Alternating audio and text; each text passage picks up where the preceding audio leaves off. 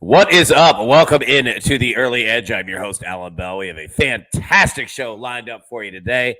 And I'll tell you what, before we get to that, let's take a look at how we did yesterday. And look at buckets coming through. Benfica. I think I've got that correct. He comes through. MLS comes through for us. And the Maestro on his first five with the Cubs coming through as well. Then you take a look at the Early Edge in five. A tough one with the Rays, man. I felt so bad for Zach Attack. He had the Rays money line. The Yankees hit a grand slam walk-off last night.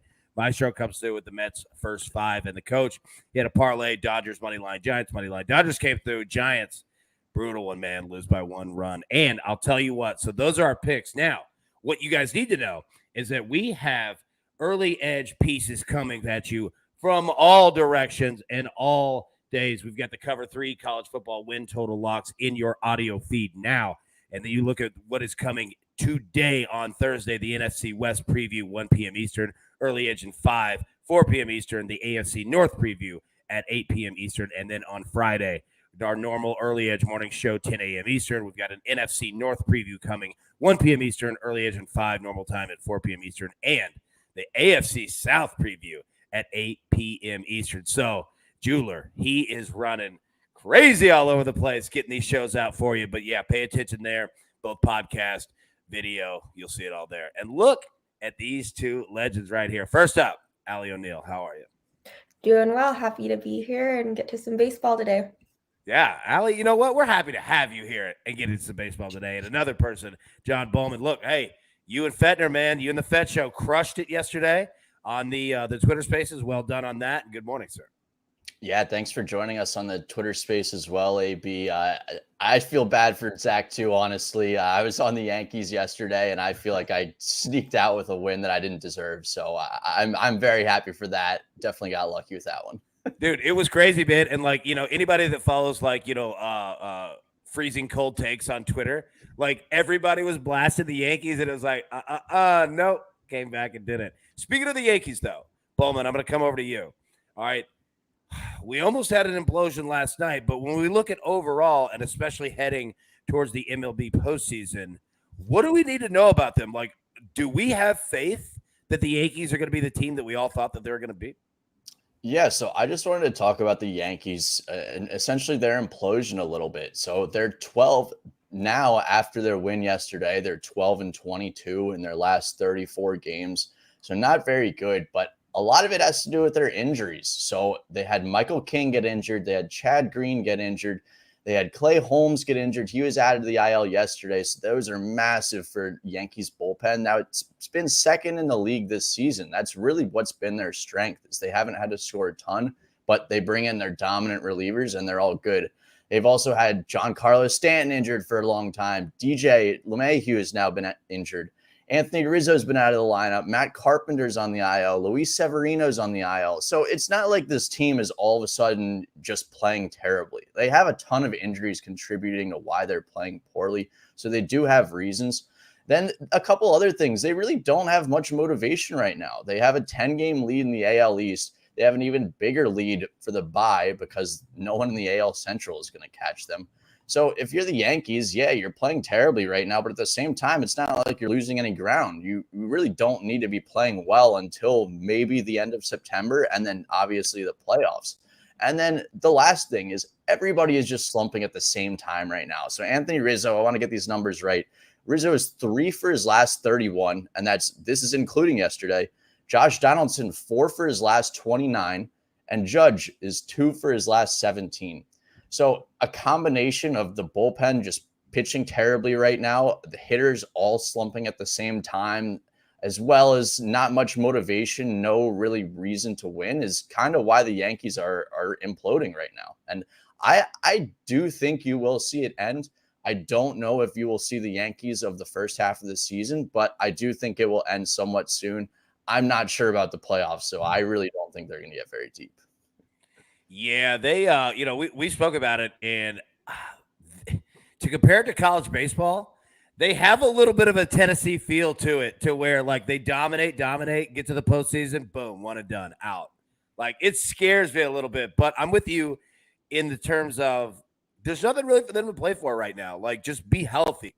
when the postseason gets close, right? So it makes a lot of sense. All right, let's get into our picks for today. But first, before we do, let's take a quick break and hear from one of our partners.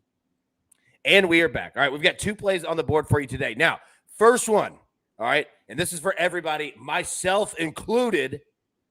We're going NFL preseason. All right, we're going with the Bears plus 3.5. All right, here's the problem. All right, keep your unit sizes reasonable. It is the NFL preseason. Craziness can happen. However, we're going to go first with the Chicago Bears plus 3.5 against the Seattle Seahawks. Justin Fields projected to get a little more playing time tonight. Not to mention, journeyman Trevor Siemian led 2 touchdown drives in the opener against the Kansas City Chiefs. Moreover, the Bears defense looked pretty good against Kansas City. So just be careful there. But we're going to roll Bears plus 3.5. That's courtesy of our man, Josh Nagel. Second play, we're going to go Dodgers money line at the Brewers. A day game for the Dodgers here, 2:10 p.m. Eastern start. You look at what the Dodgers have done. All right, it's an A grade in our simulations. Had the Dodgers winning by nearly 2/3 of the time. Massive value. Andrew Haney on the mound for Los Angeles today. Dodgers have won, 4 of his past 5 starts? Yeah. So we're going to go Bears plus 3.5. We're going to go Dodgers on the money line, minus 115. And you never get the Dodgers money line at minus 115. So it's a nice little day game there. Bollman, what do you think about that? You like the Dodgers there? I do like the Dodgers. I might actually be on them later, but I would definitely lean them. I like it, man. I like it. All right, let's get into you guys' picks. Allie, going to come over to you first. You got one play, a run line. Here we go. Go to the National League. The St. Louis Cardinals. Talk to us. Yep, so I'm going to take the Cardinals minus 1.5 at minus 105. Adam Wainwright, he's been way better at home. He has a 2.30 ERA. And his last start, the Cardinals ended up losing, but he still went 9 innings, and he only allowed a single earned run. And last season, when he did play the Rockies, he pitched 8.1 scoreless innings, and the Cardinals won 2-0. He has looked a little bit worse kind of the second half of the season, but I think his schedule has just been a little harder there as well. But the Rockies are starting Antonio Senzatela, and he has a 5.50 ERA on the road and 0.4 win-loss. So I really think that the Cardinals are going to get it done in the early game. There we go. Well done, Allie. Bollman, coming over to you, buddy. 2 plays, 2 money lines. Break it down. What do you got? Yeah, let's do it, AB. 2 plays today. My first one is going to be Red Sox on the money line, minus 160. It's super high on Caesars last night, but I got it on my personal book at minus 150. So I highly suggest you line shop, but we're going to play at minus 160 here. Josh Winkowski, he's a rookie, but he's been pitching very well this season for the Red Sox, and he should have success against a Pirates lineup that will be without Ke'Bryan Hayes again. He was added to the IL the other day. On the other side, you have JT Brubaker starting for the Pirates. He doesn't get terribly deep. He hasn't been pitching great lately. The Red Sox also have their bullpen very rested with the blowout yesterday, so they can bring whoever they want in. It seems like the Red Sox have finally figured it out. The series against the Yankees kind of jump-started them, and it seems like they've figured out, and they're kind of on a roll against non-division opponents again. So I like the Red Sox there. And then my second play is going to be the Orioles, minus 140 against the Cubs. So the Orioles have been on fire lately. They rested a couple key players yesterday as well, and Adley Rutschman and Taron Vavra. So they both should be back in the lineup today. Adrian Sampson is starting for the Cubs. He's been pretty good, but he doesn't get deep into the game, and that's a big problem for a Cubs team or a Cubs bullpen that has extremely worked lately. Spencer Watkins has been very good for the Orioles. Honestly, a lot better than expected, so he should give them a very good start. And the Orioles have a top 5 bullpen in the league since the All-Star break, backing him up. The Orioles are also 18-6 at home in the last 2 months. So I'm going to go with the Orioles on the money line and the Red Sox on the money line here. You know what? I like the way you think. All right. So first off, everybody grab your paper, grab your pencil. Take a look at the recap here. And I'm explaining to you why, Bollman, here. First up, as Johnny just had mentioned, he's on the Red Sox money line and the Orioles money line. Allie, she is on the Cardinals run line minus 1.5. Our side play is Bears plus 3.5 and the Dodgers as well. Now, the AB pick 3 today. You like the Orioles today, Bollman? I do, Yeah, AB. I do too, buddy. I'm going to go with the Orioles team total over 4.5. It's priced at minus 120. We're also going to go with the Oakland A's team total over 3. Now, it's priced at minus 150. It's a little juicy here. However, they could get to it against the Rangers today, all right? They've been mashing. They've been very well at the plate. And all we got to do is get to 3 or more. I like that play there. And then the Dodgers, we've got it on the side play. I've got the Dodgers team total over 3.5 at minus 135. I know they're going up against Corbin Burns. He's a stud for sure. However, dude, we never get the Dodgers at this low of a run total and a price. So we're going to go Dodgers team total of 3.5, A's team total over 3, Orioles team total over 4.5. So I think it's all the damage we could do for today. Appreciate everybody. Thank you so much for tuning in. Again, as the jeweler laid out, we have shows and things dropping in your feeds, both on the podcast and the YouTube form. Make sure subscribe to those, especially not only now, but we have football season coming up. We are going to have so many things going on. Make sure that you get those subscriptions in, which are obviously free, so that you get notifications whenever we go live on either. Make sure to do that now. So, jeweler, yeah. Oh, nice. I just got to pop in. It seems like there could be some confusion in the chat as far as who is starting a pitcher for the Red Sox tonight. Yeah. Is Josh Winkowski not starting anymore?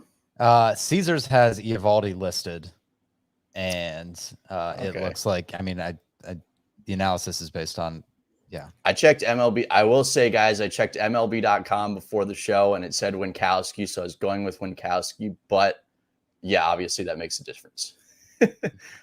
A little bit. Do you want to speak to that? I saw Winkowski too. That's well, what I it depends. It depends on the line. I would still take Red Sox, especially. Eovaldi's been pitching a lot better lately, so I would hope that line would be lower because the public and the books would think that Eovaldi's still pitching poorly. But Eovaldi's actually been pitching a lot better. So as long as it doesn't go over, say, minus 200 with Eovaldi also starting, I'm definitely still going to take it. Right now, Caesars has Eovaldi listed pitcher at minus 155. Yes, so that's exactly what I was hoping, is that for some reason, so with Winkowski minus 180, you go to Eovaldi minus 155. But like I said, Eovaldi's actually been pitching a lot better lately. We know he's had a very tough season, but his last couple starts have been very good. So I think this is actually an even better play now because we're playing off the public and off the book's opinion that they think that Eovaldi still isn't as good. And I actually like this play better now. So thank you for bringing that up, guys. So pay attention to who's pitching, and Bollman is the man. Jeweler, well done on that. Well done on that. All right, there we go. Everybody, thank you so much for tuning in. We will be live again at 4 p.m. Eastern today for the Early Edge in 5. And Coach, who is on a plane right now from Nashville back to Los Angeles, man, it was fun having him, the jeweler, the maestro, Zach Attack, everybody in town. He'll be your host for the Early Edge in 5. So, as always, best of luck. Let's cash these tickets. We'll see you later today. Thanks.